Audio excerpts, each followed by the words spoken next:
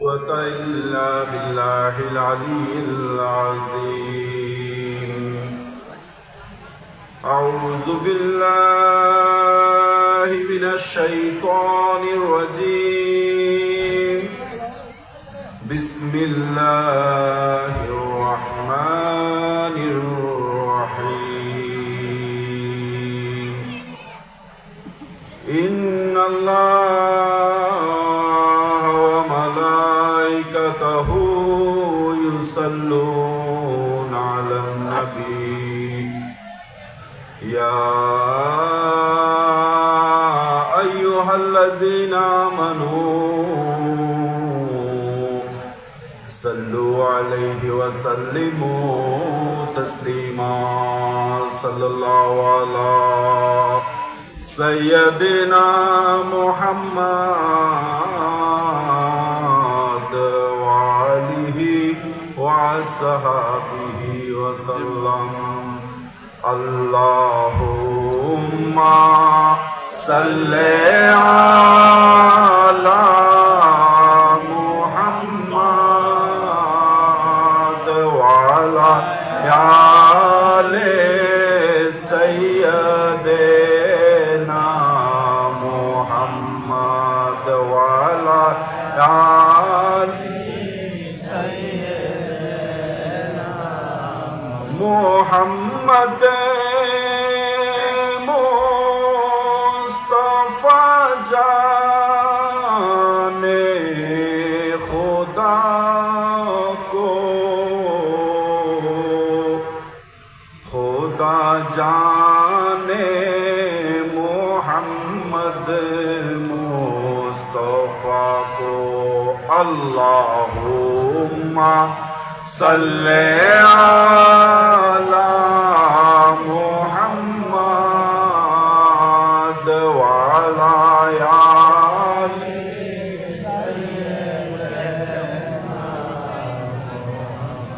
मुहम्मद मुस्तफा नूरुन अला नूर.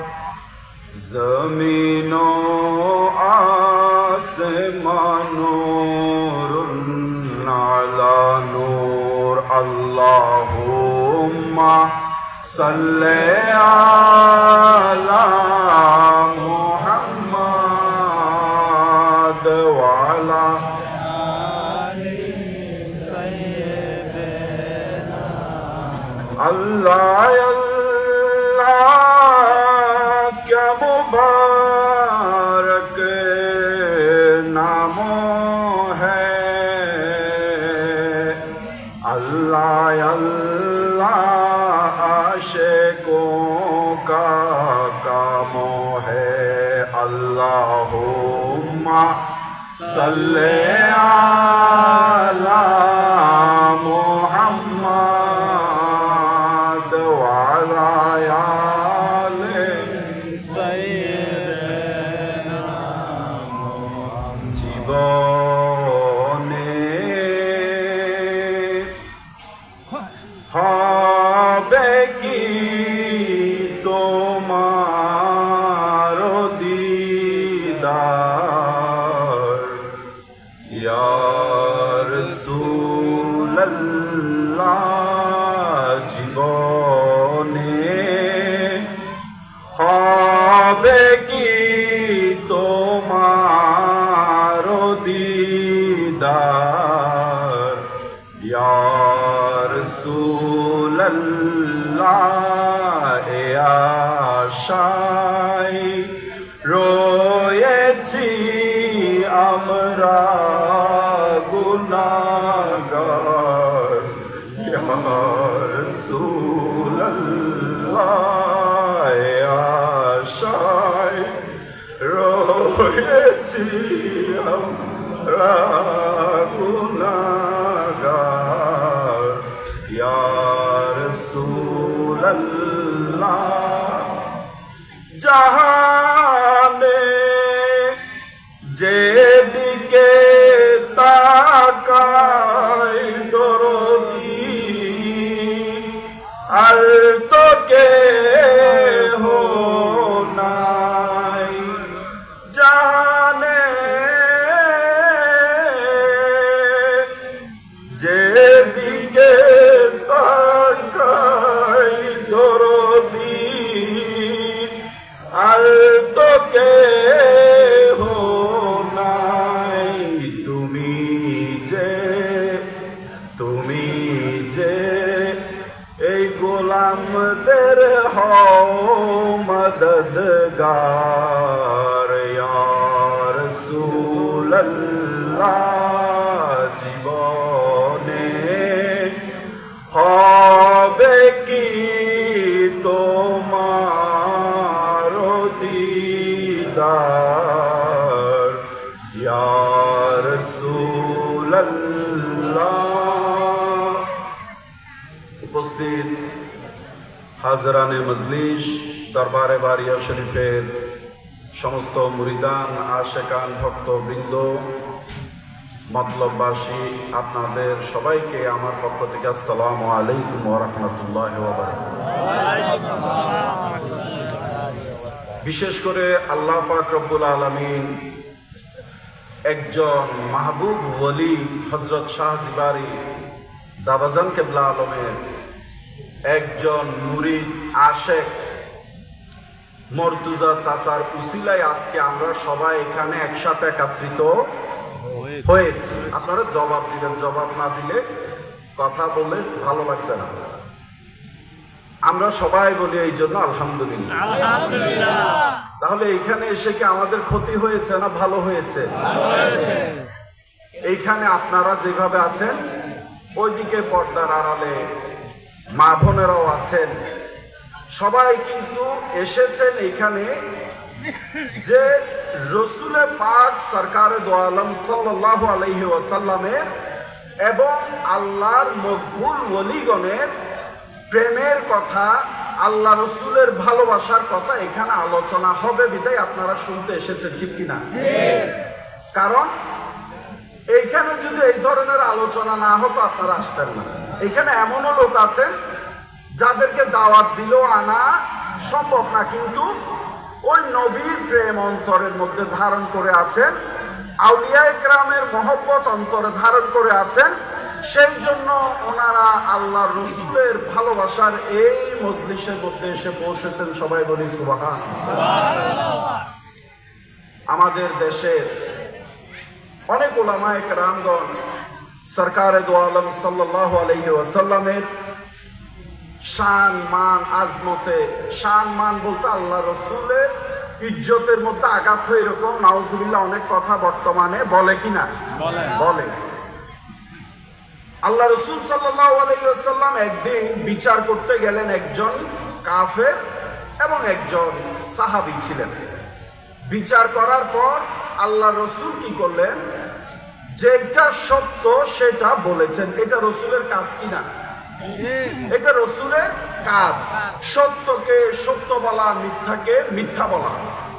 যখন আমার রসুল সরকার দো আলম সাল্লাল্লাহু আলাইহি ওয়াসাল্লাম বিচার করে আসলেন, ওই মুসলমানের পছন্দনীয় হয় নাই, নাউজুবিল্লাহ বলেন। হযরত ওমর ফারুক রাদিয়াল্লাহু তাআলা আনহুকে বললেন, ফারুক, আল্লাহ রসুল বিচার করলো যে আল্লাহ রসুল কাফেরের পক্ষ নিল, আমার পক্ষে নিল না। রসুল কখনো পক্ষ নেয় না, রসুল বরং যেটা সত্য তাহা বলে। তখন হযরত ওমর ফারুক রাদিয়াল্লাহু তাআলা আনহু বললেন, রসুলের বিচার বুঝি তোমার পছন্দ হয় না, তাহলে তুমি একটু দাঁড়াও। উনি সাথে সাথে ঘরে গিয়ে ওনার তলোয়ার দিয়ে এক কোপ মেরে ওনার গর্দান কুড়াই দিয়েছেন। যদি হযরতে ওমর ফারুক রাদিয়াল্লাহু তাআলা আনহু বর্তমান বাংলার জমিনে থাকতো, বহু শত শত উলামায়ে কেরামের গর্দান ওনার তলোয়ার মোবারক উড়াই দিতেন। কারণ রসুল, ওই রসুল জিনাকে দুনিয়াতে লক্ষ লক্ষ নবী এসেছেন, কাউকে আল্লাহ পাক আরশের মধ্যে নিয়ে মেরাজে নিয়ে যান নাই। আমার নবী মুহাম্মদ রাসূলুল্লাহ সাল্লাল্লাহু আলাইহি ওয়াসাল্লামকে মেরাজে নিয়ে আল্লাহ এবং আল্লাহর রাসূল সাক্ষাৎ করেছেন। কোন নবীর ব্যাপারে, কোন রাসূল পাকের ব্যাপারে কি আজমতের মধ্যে কেমন মন্তব্য করে যাচ্ছ? রসুলের বিবি এই করে নাই, রসুলের শরীর মোবারক নাউজুবিল্লাহ এরকম, এই ধরনের কথা কখনো বলা যাবে না।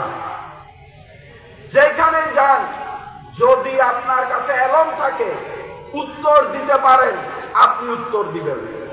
যদি উত্তর দিতে না পারেন, এমন মজলিস থেকে সোজা হেঁটে সরে যাবেন। নিজের অন্তর থেকে রসুল পাকের মহব্বতের আজমতের কোনো ক্ষতি হবে এরকম কথা আমরা শুনতে চাই না। আপনারা কি চান? কেউ জীবনও না। আমরা তো চাই না নয়, বরং আমাদের গলায় ছুরি চালালো আল্লাহর কসম করে বলছি, মুহাম্মদ রাসূলুল্লাহর বিরুদ্ধে আমাদের মুখ দিয়ে একটা কথাও বের করতে পারবে না।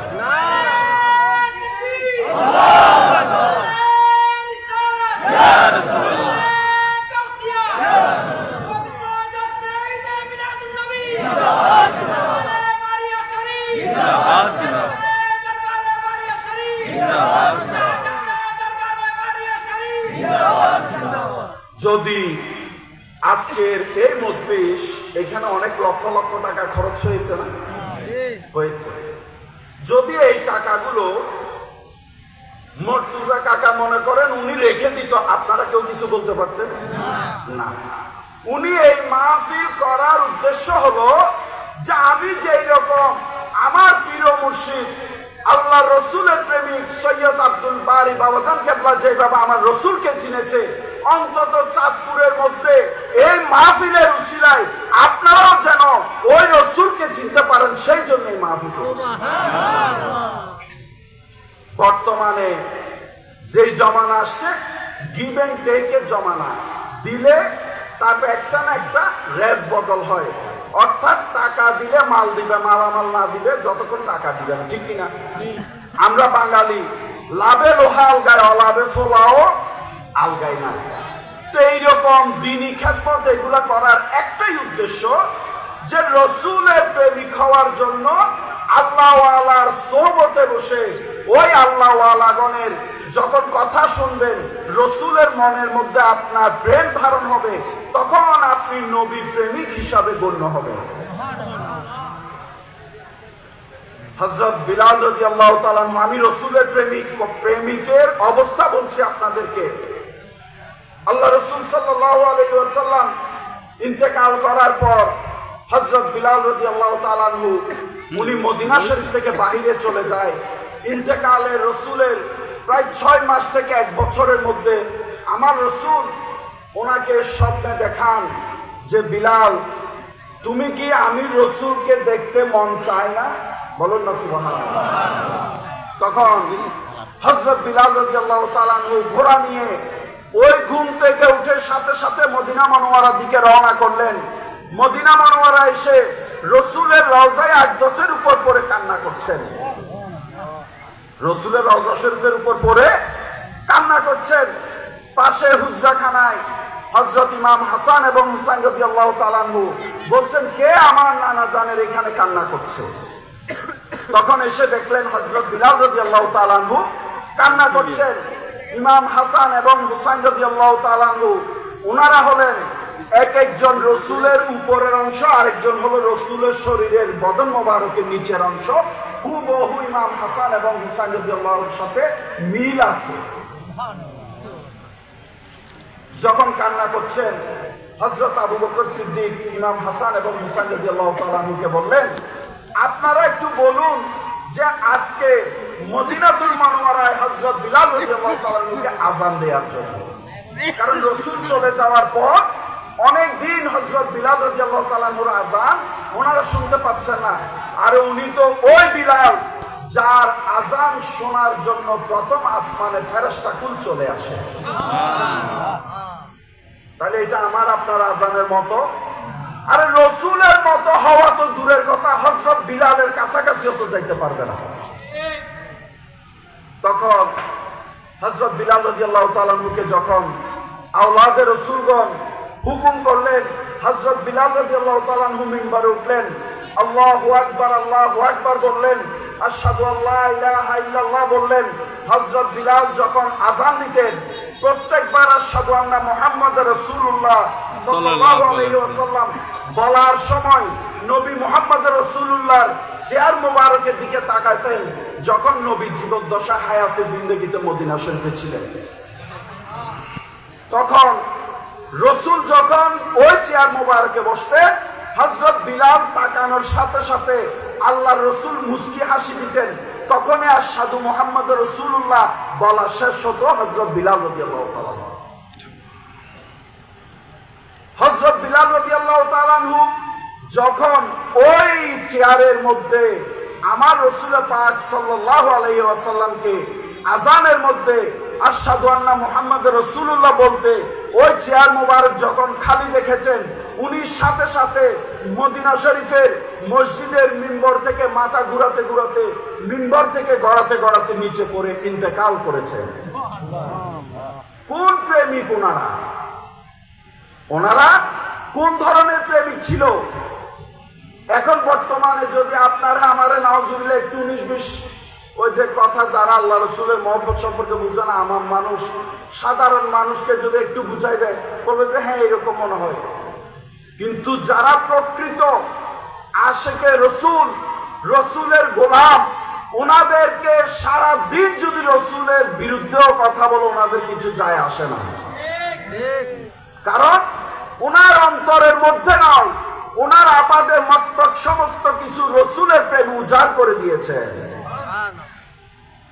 সাহাবায়ে কেরামগণ যখন শরীয়তের মধ্যে একটা জিনিস বলি, যদি রক্ত কারো রক্ত কেউ খাইতে পারে পারে না। যুদ্ধের মধ্যে আমার রাসূল সরকার দো আলম সাল্লাল্লাহু আলাইহি ওয়াসাল্লামের দন্দন মোবারক যখন শহীদ হয়ে রক্ত গড়ায় পড়তে থাকে, সাহাবায়ে কেরামগণ এক ফোঁটা রক্তের জর্রা নিচে মাটিতে পড়তে দেয় না, এইভাবে হাতে নিয়ে খেয়ে ফেলেছেন। ওইটা কি কোরআনে আছে? বলেন না, কোরআনে আছে না। মোহাব্বত এইটা অন্য জিনিস। এইটা আপনি যত কিছু আছে এগুলোর সাথে মিলাইয়ে পারবেন না। রক্ত খাওয়া হারাম। রসুলের রক্ত যখন খেয়েছেন, রসুল যখন বলেন নাই যে এটা হালাল না হারাম, রসুল তো হারাম বলে নাই। রসুলের প্রেমে রসুলের রক্ত মোবারক খেয়ে ফেললো, আল্লাহ পাক নিজেই খুশি হন। তাহলে যখন রাসূল পাক সাল্লাল্লাহু আলাইহি ওয়াসাল্লাম নামাজের জন্য উযু করতেন, আমার নবী উযু করতেন, আমার কথা বুঝতে অসুবিধা হয়? আমার রাসূল যখন উযু করতেন, সাহাবায়ে কেরামগণ এক ফোঁটা পানি মাটিতে পড়তে দিত না।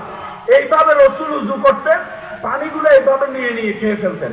এটা কোরআনে আছে, হাদিসে আছে। এটা কিসের কারণে করে? ঠিক আছে, ওইটা ওই মহব্বতের কারণে করে।